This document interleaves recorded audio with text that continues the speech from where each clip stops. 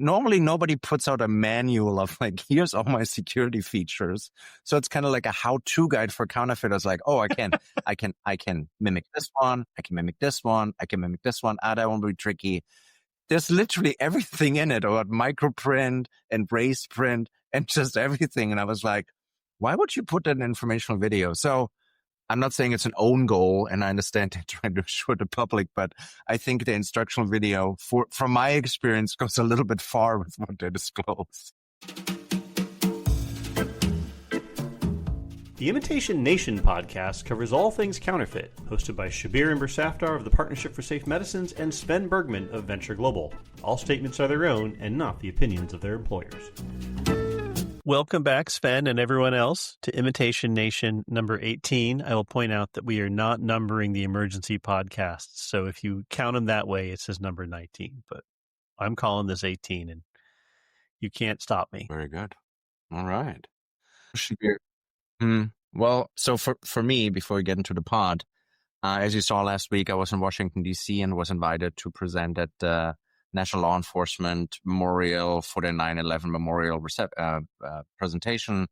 And I was honored to read the names of 16 law enforcement officers from the NYPD who lost their life during the attack and then later on as a result of health consequences. And was 608 names in total that were read. Was extremely honored to be invited. As you know, 9/11 is really important to me. I lived in New York on 9/11. And so it was a beautiful event, and always a really important day in my week and year. Yeah, I was also in DC. It was a somber week on many fronts. Thanks. Well, so for stories in the world of counterfeiting, I'm going to actually start out pretty nerdy and say that the thing that I saw that I wanted to point out is that the International Trademark Association published this short 14-page workbook, I think is what I would call it, that is a basic methodology for doing return on investment for your C-suite bosses about the value of brand protection. And it has this incredibly wonky title, Anti-Counterfeiting and Return on Investment. Clearly named by a lawyer. Yeah. Yeah. And it's not a complete methodology. I actually think that it doesn't figure in, for example, all of the penalties that you might get from a civil action under the Lanham Act, which is a lot of money. I was just joking, talking to one of the major drug manufacturers, brand protection team, and their civil litigation. I said, if you ask me to take 2 years at a minimum security federal prison at a club fed, or to lose every last dollar I've saved my whole life for my retirement, I actually might be quite troubled, because the Lanham Act that takes every last dollar is pretty serious. In fact, I'll tell you that in the SafeChain case, in the civil Lanham Act litigation, they took their life insurance money. They had some kind of whole life insurance, which had a cash value, and that was handed over to the drug manufacturer who they defrauded, along with every other bit of money they'd ever squirreled away anywhere that the lawyers could find. And so it was quite interesting to see that these things are expensive. Like you do bad things and you win expensive penalty prizes. Yeah, no, I saw the handbook, as I think you called it as well. I think it's a great development. For me, that's a well-known issue. And I think what this gets to, ROI, for companies is often returned or defined as a return, right? So earning money, and expect in a very few cases, like you described, the Lanham Act, and if the infringer and criminal is US-based and has enough assets to fulfill the judgment, a company might never see actual money coming in, right? So when we work with clients, we do some of that methodology and then some more where we develop really, a customized measurement approach to show the value it brings, right? So, and we do a variety of approaches. It's often a multi-vector analysis that shows the full value, right? Loss prevention, market share protection, brand value protection in total. Like if you have a $30 billion brand valued, what does that give you as a percent? And then what we do a step further is illicit trade disruption. I looked at the inter-analysis, and they just say, you seized $50,000 worth of items, and if the enforcement action cost you $15,000, that's $35,000 made. And that's one way to look at it. But the other one you can look at it is if it's actually a seizure that, for example, takes out a manufacturing facility, estimate how long you have disrupted them, right? All of a sudden that number is 250, 300 million, et cetera. It really shows the value. And so for us, we normally put all of that in there. And when we work with our clients, and that's why I love the methodology, then putting out broader so more people use it, because it allowed us to have our clients show the value that they bring. Majority of our clients afterwards either were able to increase budget or staffing, or in a worst case scenario, if they were under threat of staffing cuts, we helped stave those off. So no, I think it's really important to do. And so I like that, agree with you as a starting point. I think you can do way, way, way more, but this is a good kind of handbook. I like it. Yeah, and I think there's obviously other things that are going to affect selling your brand protection strategy budget to your senior management. Who's your sponsor in the C-suite is probably your general counsel, but what is the company's internal politics?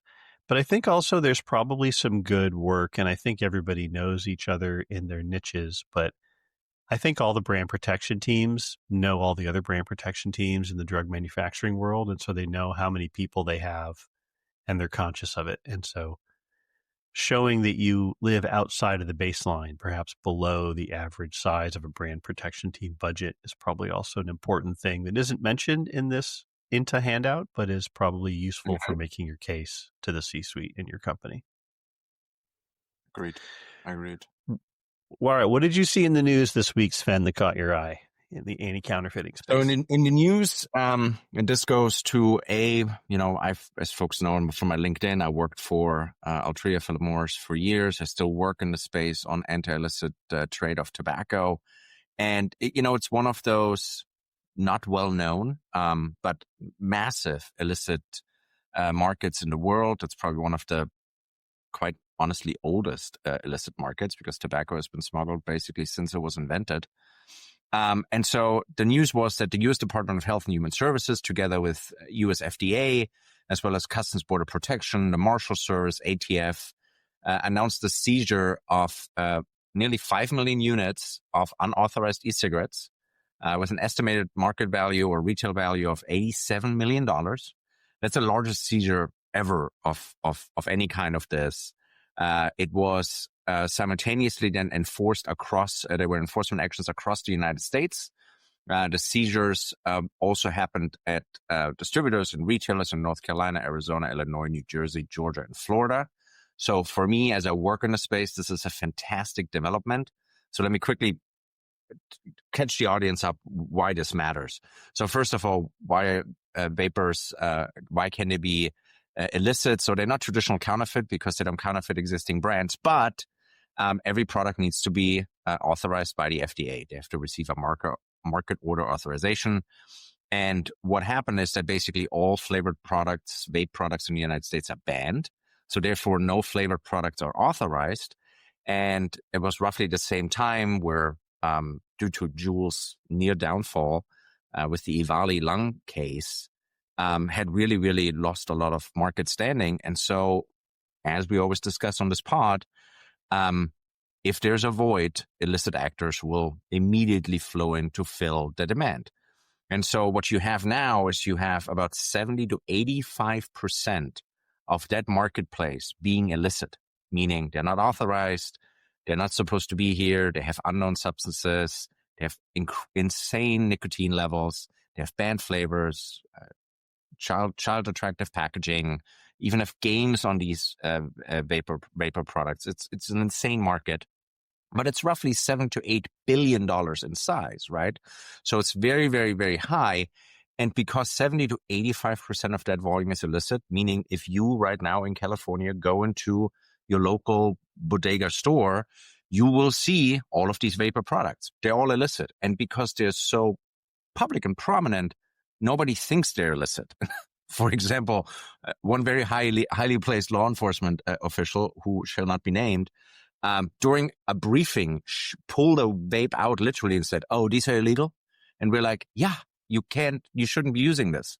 And so the market is massive. And then all of this money flows directly back to a few manufacturers, all in China. Those manufacturers are authorized by what's known as the State Tobacco Monopoly Administration, or STMA, which is, I always get a kick out of that, a government agency has the word monopoly in it. And it's state-owned, it's controlled by the CCP, and so all of that money flows directly back, basically funding CCP activities, which, if you look towards national security, is not the right money flow who's being financed. So it's a great development. It is a wonderful seizure. I look forward to way more enforcement from all of these agencies. Actually happened to talk to the deputy ATF director at the 9/11 memorial. And I think there's way more coming. It was overdue for the US to wake up on this because it's a real danger for children and users in general.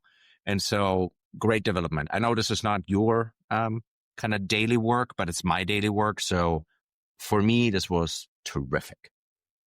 I have a question. So is it the case that they're changing somehow structurally how they do these interceptions, or do they just do a surge? Because it seems to me if there's, let's say, 3, for example, legitimate makers who have FDA authorization to sell their products in the U.S. and everybody else is illegal, right. We know that, at least for freight, a lot of these products are declared in advance of their arrival at the port. Couldn't they all just be refused either before arrival or upon arrival without having to actually open the boxes, the shipments, the shipping containers, and then focus the enforcement on looking for someone who lied about the thing that was made and where it was made? But when you open it up, you see the true origin is unauthorized. 100%. And so, these manufacturers, what they do is they're very smart. So they're not, it's one manufacturer and he keeps shipping it in. So once the targeting office of CBP says, oh yeah, he's shipping bad stuff. No, it comes from a centralized manufacturing, but then it is from there exploded out into hundreds of packers, co-packers, shippers, and ports across China, so that it gets sent across hundreds or thousands of different addresses. So you never have the same return address received by many in the US. And so, yes, the data can help, but the manifest is forged or misdeclared. And so it's your traditional smuggling, which has to be found, seen, and inspected, because they obviously don't declare it as e-vapor products. And this case, the scale of it that's happening this is a great example of, and I've A, read about it, B, know about it, this is good working up from the ground of finding retailers that sell it illicitly, working up to the wholesaler level in the US, working to the importer level, working to where it comes from China, working back to the factory, and basically starting to map these networks. And so this is a result of this heavy intelligence work done to show where it's really coming from to start disruption. And the disruption that's happening now will be at, I believe, the distributor level in the US, which is large and can be very disruptive, plus then taking those distributor shipments back to mail ports and seizing there. So Chicago, where AG Bondi was presenting, yes, that was a CBP seizure based on this data. The rest were distributors and wholesalers and some retailers. So it's hitting on all levels. And yeah, it's just flat out good intel. I'm super sensitive to the fact that it's a lot easier to do enforcement in this country against the supply chain once it crosses the border than to do it outside the U.S. I see the FDA put illegal manufacturers of weight loss injectables on import alerts, and I think they're probably just going to change the name, right? They're going to create a new corporate shell, maybe not even create a new corporate shell, just put a different return address on something and try and evade the source. And that's very frustrating, but it's a lot easier to go after if there's a whole supply chain on this side of the border to actually go after that. You've got people, bank accounts, real estate, all within reach of the courts in the U.S. Yeah, 100%. That's exactly it. So, no, fantastic. So tell me, I know, kind of switching gears here, you saw something from my home country that is doing something good on intellectual property protection. Yeah, so this goes back to the thing you just said about people falsifying where these vapes are actually coming from, who's making them, varying their shipping identities. Puma, the athletic wear and I guess shoe retailer that we all know and love, won this legal victory in court in Germany against a logistics provider. And the specific facts of the case were covered well in this article from Managing IP. And the general counsel of Puma actually wrote a piece about it on LinkedIn. But basically, this logistics provider was a complicit and important part of the counterfeiting supply chain. They took packages that should have had the original manufacturer's address on them and shipped them into the US and elsewhere in Germany and throughout Europe with their own address. So it's like if you handed your package with your counterfeit medicine over to DHL and DHL put its own address on it and then handed it off to the US Postal Service or someone. They basically hid the source of the shipper, making it difficult for consumers to understand the true identity of the original seller. And I would call it a form of identity laundering. And what happened is that the folks at Puma litigated and said, you've got a bunch of liability here. First of all, by hiding the address of the original seller, you're actually culpable for the crime of trademark infringement, right? You're culpable for the counterfeiting. Second of which is that we let you know about this problem and you didn't actually do anything, right? So you were on notice that you actually didn't react to this. And I really think that this has a great potential to make logistics providers around the world more sensitive and do better know your customer work in the same way that you've seen like Visa and MasterCard become very sensitive about allowing payments for criminal activity. And I think that that's a good step. I think it's unfortunately only applicable right now in Europe, but I think that kind of victory could be very exciting if it's exported to other countries. Yeah. No, I think it's a massive win, right? And we talk on this podcast about transshipment and hiding of addresses and all of that. This is it. This is a great example of you're transshipping it to somebody who will disguise it and say, nope, this actually came from Germany in this case. And so it is great to see that the court said, nope, you have a clear liability, because in the US, in these many counterfeit cases, we have the same issue where a freight forwarder will say, I don't know what's in the container. How would I know what's in the container? I don't open the container. And so in this Puma case, it was easier to prove because you're like, dude, you have a warehouse with boxes, you get emails. Like I was able to show that this is very intentional, but it's a lot of work because I think he thought was being smart about not opening the boxes and just slapping a new label on and then using the defense of like, oh, I didn't know what's in it. Which is a reasonable defense if you happen to have one or two packages out of a many that had a counterfeit in it. If that's your entire operation, then the defense gets a little weaker. And the other thing I found crazy about this case is the numbers. So he also received all the returns from German shippers. Then he reprocessed 10% of the returns back out. And the other 90%, while he claimed to have destroyed them, Puma says, no. He then him personally resold them as well. So it's a great example. It is. I hope there's more of that kind of liability for freight forwarders, et cetera, coming to the U.S. system, which is not always the case. And as we discussed, I expect way more of these maneuvers by illicit actors over the coming months and potentially years as they're trying to avoid tariffs, as they're trying to work around a de minimis limitation. And, to kind of misquote Jurassic Park, that life will always find a way.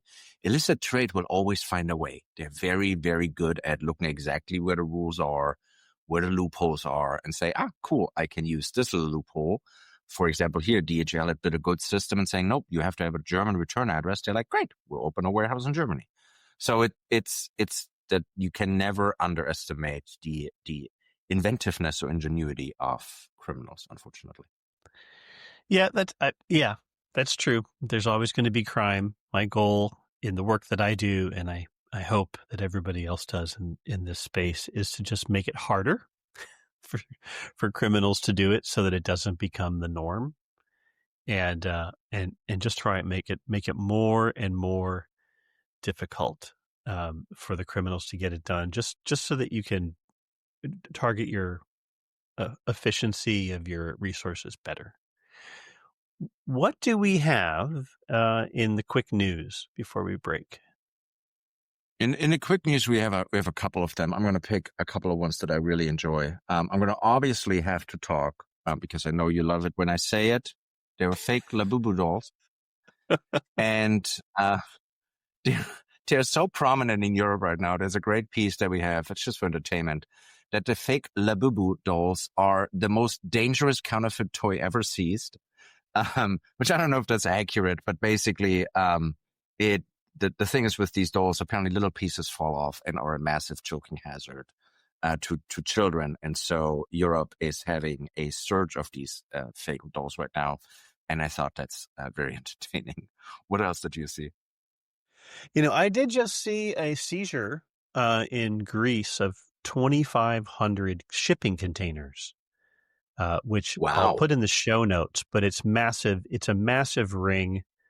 My guess, well, I actually saw that it involved several customs officials. So you've got a corruption issue as well as just a criminal operation at scale there. But I actually don't know that I've ever heard of a seizure of 2,500 plus shipping containers. It's not an entire boat.